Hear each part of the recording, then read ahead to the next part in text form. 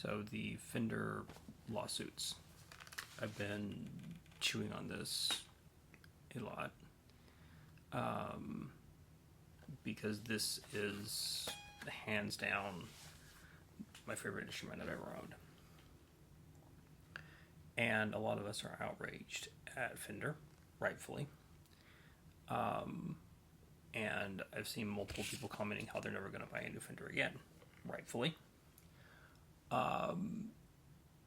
The part we as musicians and consumers have to be aware of is it's not just Fender we need to be mad at.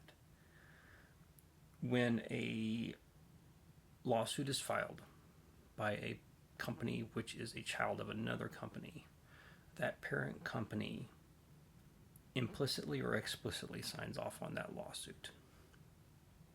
And if there are a series of lawsuits, if there is a clear strategy in the marketplace, then absolutely up and down the food chain, it's been talked about. It's not just a CEO. It's not just some lawyer sitting in a closet being rogue. It's a corporate strategy. And that's Fender's corporate strategy, is suppression. And it's companies' right to try to sue another company to defend their intellectual property as they see fit. It is our right and our responsibility as consumers to react. So yes, I do believe you should be outraged at Fender. Yes, I believe that you should be outraged and say, I'm not going to buy a new one. I might not buy a used one at this point. I don't intend to. I have a problem, though, that Fender Musical Instrument Corporation, the parent company, they don't just own Fender. They own Squire. They own Jackson, Charvel, EVH, Gretsch. And they've been my favorite instruments for the years. My Jackson is my absolute favorite. This means we need to be outraged at all of these companies because these other child companies are told by the parent company, toe the line. You're a child of this company. This is our corporate strategy. You will adhere.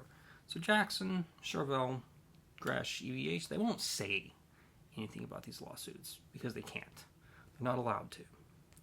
So we as consumers have to speak for them and speak our own outrage.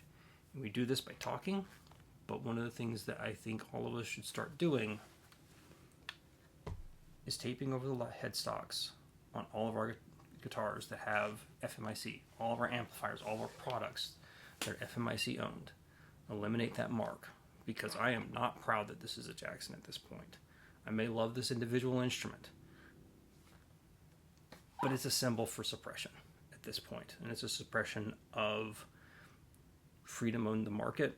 It's a suppression of the consumer, because lawsuits like this are good for companies. It's a gold mine of intellectual property whenever you can start winning these kind of lawsuits.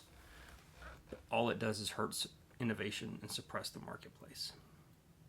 So I'm not one to generally ask for engagement or whatever, or try to engagement bait, but I do think we as musicians need to start removing this Fender logo from our headstocks.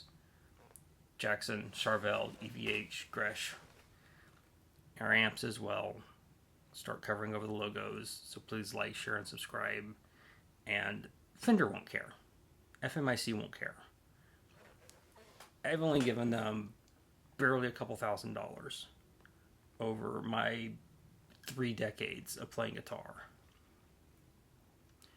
But if I can do this and stop other musicians from purchasing new Fender instruments and steer them towards Schecter, LED, LTD, other non-Fender owned companies, and say, hey, there's other companies out in the marketplace.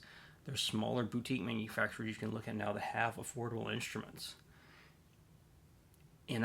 Maybe that's where we can eventually win the war.